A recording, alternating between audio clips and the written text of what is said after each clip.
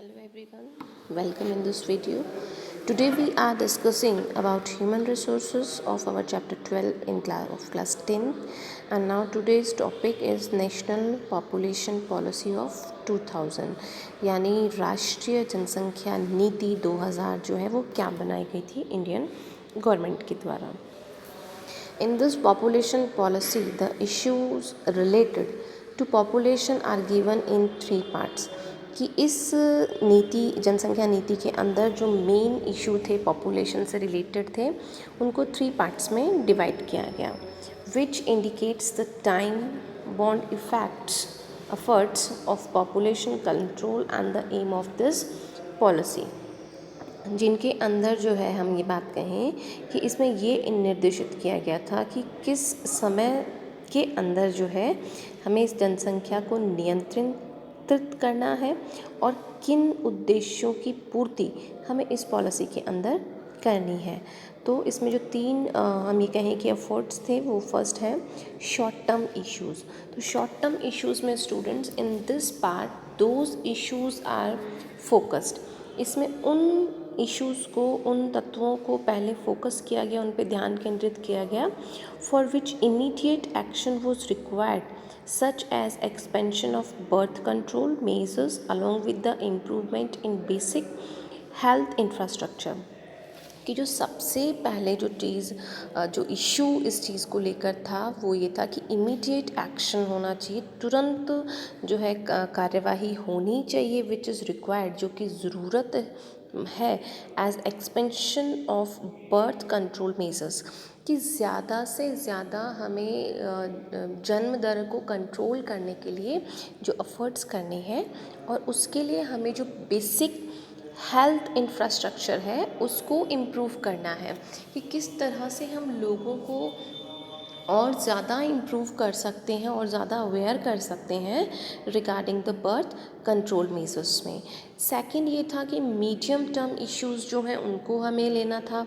तो in this it was aim, तो इसमें जो उद्देश्य रखा गया to bring down the birth rate, कि हमें बर्थ रेट जो है जन्म दर जो है उसे कम करना है of India at replacement level by 2010, कि हमें 2010 के जो आंकड़े हैं उनके अकॉर्डिंग जो है हमें इंडिया की जो बर्थ रेट है, भारत की जो जन्म दर है, उसे किसी भी तरह से कोशिश करके हमें कम करना है. थर्ड जो इसमें फैक्टर हम बात करें वो है लॉन्ग टर्म इश्यूज़ जो हैं, दीर्घकालिक जो तत्व थे उनके ऊपर डिस्कशन किया गया. इन दिस पार्ट टू अचीव, इसके अंदर जो है ये लक्ष्य बनाया गया कि हमें ये अचीव करना है the objective of sustainable economic, कि हमारी जो अर्थव्यवस्था है वो सस्टेनेबल हो, वो स्थायी आए, एंड सोशल डेवलपमेंट और सामाजिक विकास हो विद एनवायरमेंटल कंजर्वेशन, और किसके साथ में हो कि हमारा जो वातावरण है उसको भी हम सुरक्षित रखें. It was aim to get stable population, और इसका जो मेन जो उद्देश्य रखा गया उसमें जनसंख्या की स्थिरता पे ध्यान दिया गया for population of India by 2045, कि 2045 तक हमें किसी भी तरीके से हमारी जनसंख्या जो है उसे स्थिर सिचुएशन में लेके आना है. Now the same thing if we are talking about the population policy of Rajasthan. जो नेशनल पॉपुलेशन पॉलिसी थी वो तो हमने नेशनल लेवल पर डिस्कस किया कि राष्ट्रीय स्तर पर जनसंख्या को नियंत्रित करने के लिए क्या सरकार ने किया. अब अगर हम अपने स्टेट लेवल के अकॉर्डिंग बात करते हैं, राजस्थान के अकॉर्डिंग बात करते हैं, तो reasons of population growth in the state is its special geographical, social, economical and cultural background, कि हमारे यहाँ पे राजस्थान की अगर हम बात करते हैं तो राजस्थान में जनसंख्या ग्रोथ होने का जो हम ये कहें कि जो स्पेशल जो रीजंस माने जाते हैं वो भौगोलिक कारण है, सामाजिक कारण है, आर्थिक कारण है, या हम कहें कि जो हमारा सांस्कृतिक बैकग्राउंड है वो भी काफ़ी हद तक जिम्मेदार था. The 2/3 part of the state is desert. अगर हम राजस्थान की बात करें तो 2/3 भाग जो है वो रेगिस्तानी क्षेत्र है, एंड लार्ज पार्ट इज़ हिली एंड टेरिबल एरिया, और यहाँ पे जनजातियाँ जो हैं वो बहुत ज़्यादा रहती हैं, पर्वतीय क्षेत्र है ये। फीमेल लिटरेसी जो है वो भी यहाँ पे कम है, जो कि 52.66% है। And lack of social awareness in is an issue of concern, और यहाँ पे सामाजिक जो जागरूकता है वो भी लोगों में नहीं है, तो वो भी एक बड़ा विषय जो है रहा है, कंसर्न सोचनीय। इन रूरल एरिया, अगर हम ग्रामीण क्षेत्रों की बात करते हैं, this is still in practice that female prefer diversity by a midwife than to a hospital delivery, कि लेडीज़ जो है उनको ये देखा जाता कि क्या सिचुएशंस हैं आज भी हेल्थ को लेकर। तो जो राजस्थान की हम बात करें तो यहाँ पे होम डिलीवरी जो है उसको ज़्यादा प्रेफर दिया जाता है as comparison of the hospital delivery. Due to this the infant mortality rates are higher in this region, और इसकी वजह से जो छोटे बच्चों का जो जन्म है वो बहुत हायर रेट पे होता है।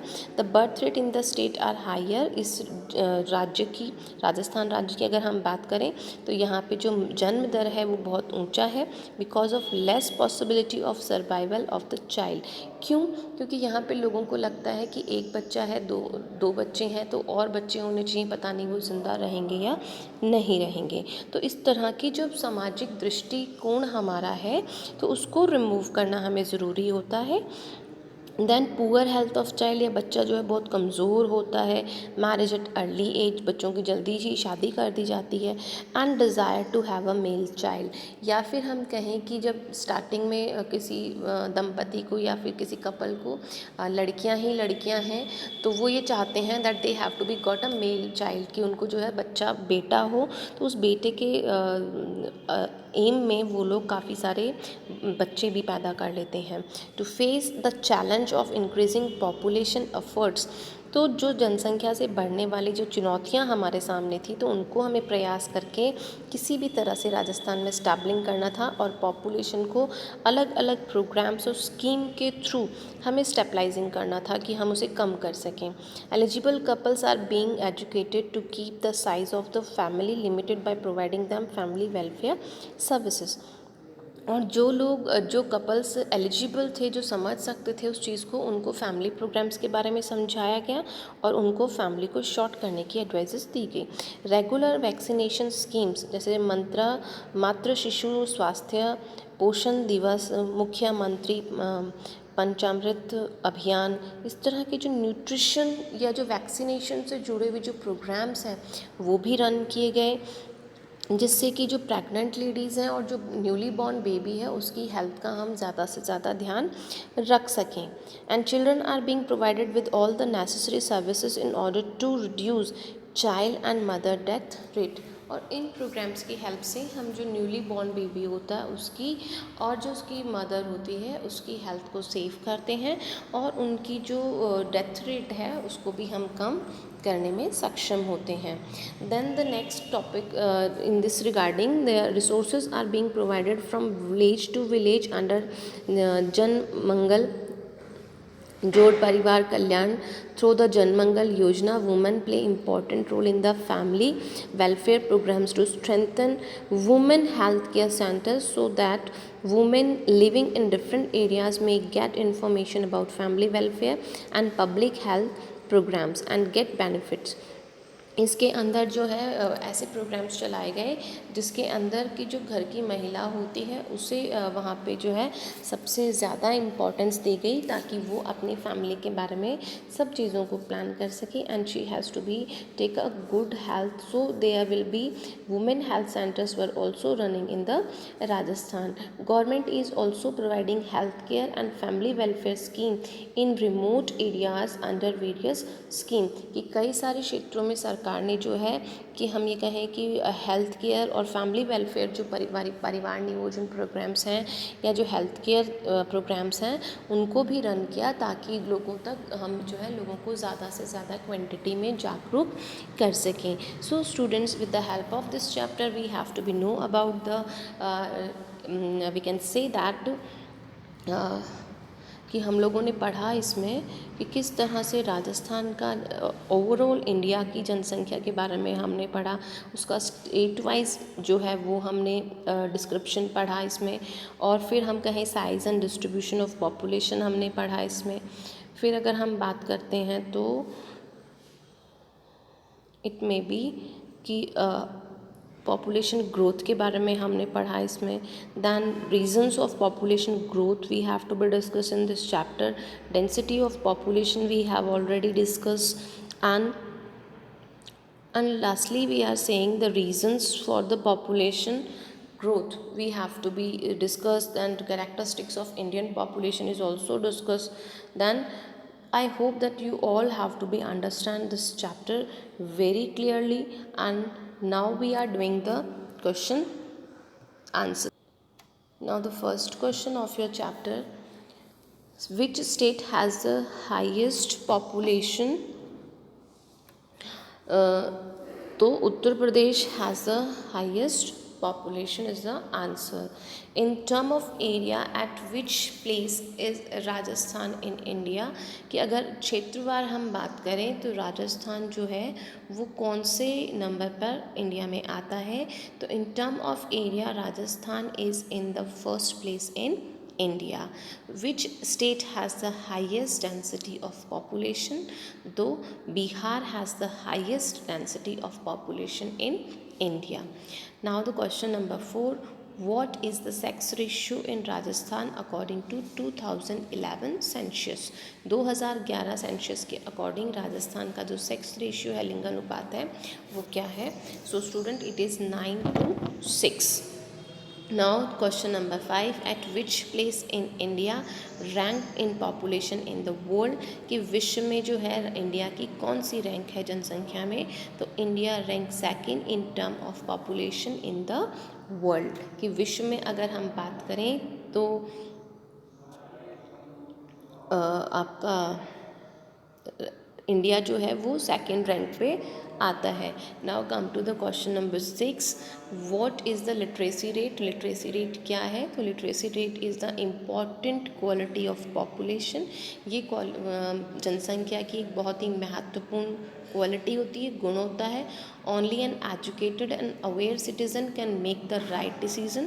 केवल एक पढ़ा लिखा और जागरूक नागरिक ही सही निर्णय ले सकता है, and can be more helpful in the development process, और वो विकास के कार्य में हेल्प कर सकता है। लो लिटरेसी रेट इज़ जो है वो आर्थिक विकास में सबसे बड़ी बाधा माना जाता है। According to 2011 census, a child who is 7 years of age and who can read and write in any language with basic understanding can be considered as literate. कि 2011 के सेंसस के अकॉर्डिंग हम बात करें तो वो बच्चा जो 7 साल का है और वो किसी भी बेसिक लैंग्वेज को पढ़ और समझ सकता है तो उसे हम लिटरेट कहेंगे, पढ़ा लिखा कहेंगे।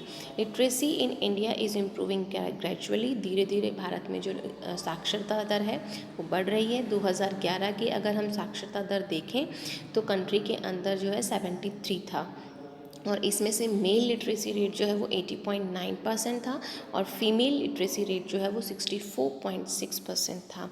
और 2011 के सेंसस के अकॉर्डिंग ही हम बात करें तो हाईएस्ट जो लिटरेसी रेट है वो केरला में थी और इट विल बी 94%, और जो लोएस्ट थी वो बिहार में थी, it is only 61.8%. Now question number 7: what is the population growth rate and in which decade it began to decline and why? The population rate is the increase in the number of people as a factor of time. कि जैसे जैसे समय के साथ में लोगों की जनसंख्या बढ़ती है, लोगों का नंबर बढ़ता है, तो उसे हम पॉपुलेशन ग्रोथ कहते हैं। इफ़ अगर हम कहें कि there is an increase of 4% per 100, अगर 100 लोगों पर 4 लोग बढ़ जाते हैं एक टाइम पीरियड में, तो हम जो है पॉपुलेशन ग्रोथ रेट है वो 4% बताएंगे। तो growth rate of population was increasing continuously for 1951 से ग्रोथ रेट जो है वो कंटिन्यूसली बढ़ रही है, which increase 3610 millions in 2001 to 6830 million in 1981, यानी 1951 से लेके 1981 तक ये हमारा रेट रहा। Decline in growth rate indicates the successful efforts, और अगर आपकी ग्रोथ रेट के अंदर गिरावट आती है तो वो ये इंडिकेट करती है, वो ये दर्शाती है कि हमने जो एफर्ट्स किए हैं, प्रयास किए हैं जन्म दर को कम करने के लिए, वो सक्सेसफुल रहे हैं। In India since independence, Bharat में आज़ादी के समय से अगर हम बात करें, इस तरह के एफर्ट्स जो पॉपुलेशन को कंट्रोल करें किए जा रहे हैं। हाउएवर, फिर भी even after all these efforts, इन प्रयासों के साथ में the population is increase continuously, जनसंख्या लगातार बढ़ रही है।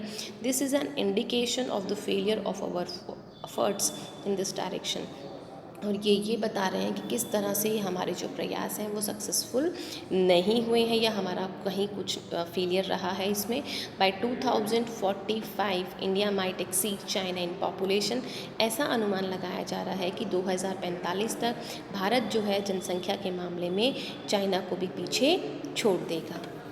Now question number 8, what important information does the census of a country provide? कि किसी भी देश का जो सेंसस है वो क्या इम्पॉर्टेंट महत्वपूर्ण सूचना जो है वो हमें प्रोवाइड करता है किसी भी देश के बारे में। तो Indian census provide S information regard the population of the country, की सेंसस जो है वो हमें जनसंख्या से संबंधित जानकारी जो है वो भारत देश की प्रोवाइड करता है। जैसे हम बात करें कि क्या उसका साइज़ है, क्या उसका वर्गीकरण है, क्या उसकी घनत्व है, ये हमें बताते हैं। Total number of persons means ratio of man, women and children. Population distribution means population density to evaluate population pressure on resources and the particular region. Population growth and population changes also has to be provided by the census. Reasons for change in population in a particular place at the particular time period. Characteristics of population, age and sex ratio of people means ratio number of male and female, their literacy rate and level of education, health and healthcare status also provided by the census. Now question number 9, write the measures to control the growth rate of the population. So we can control the growth rate of the population by using the following method, by limiting the family size को हम कम करके जो है इसे हम control कर सकते हैं, जिसमें कि हम फैमिली प्लानिंग का इस्तेमाल कर सकते हैं। Increasing awareness about the benefits of small family, लोगों को छोटे परिवार के फ़ायदे बताकर हम इसको इम्प्रूव कर सकते हैं। और अगर हमने अच्छी हेल्थ केयर फैसिलिटीज़ और चाइल्ड और मदर के लिए स्पेशल हम फैसिलिटीज़ प्रोवाइड करते हैं, तो उससे भी हम जो ग्रोथ रेट ऑफ पॉपुलेशन है उसे कंट्रोल कर सकते हैं। Now the last question, mention the reasons of migration of the people from rural area to urban area, की ग्रामीण क्षेत्रों से शहरी क्षेत्रों की और जनसंख्या का जो मूवमेंट है उसके क्या कारण है। तो फर्स्ट है inter state migration in India is mostly from rural to urban area, कि अगर इंडिया की हम बात करें तो यहाँ पे अंतर राज्य जो माइग्रेशन है वो बहुत ज़्यादा होता है ग्रामीण क्षेत्रों से शहरों की ओर। और इसमें अगर हम देखें तो सबसे ज़्यादा वुमेन्स माइग्रेट करती हैं, क्योंकि वो शादी के बाद दूसरे घर चली जाती हैं।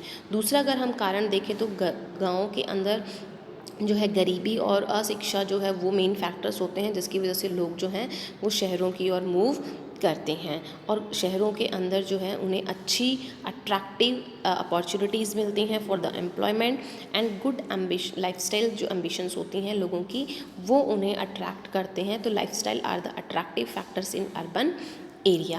So students, I hope that you all have to be understand your chapter. Now you can do your question answer in your notebook. Thank you for watching my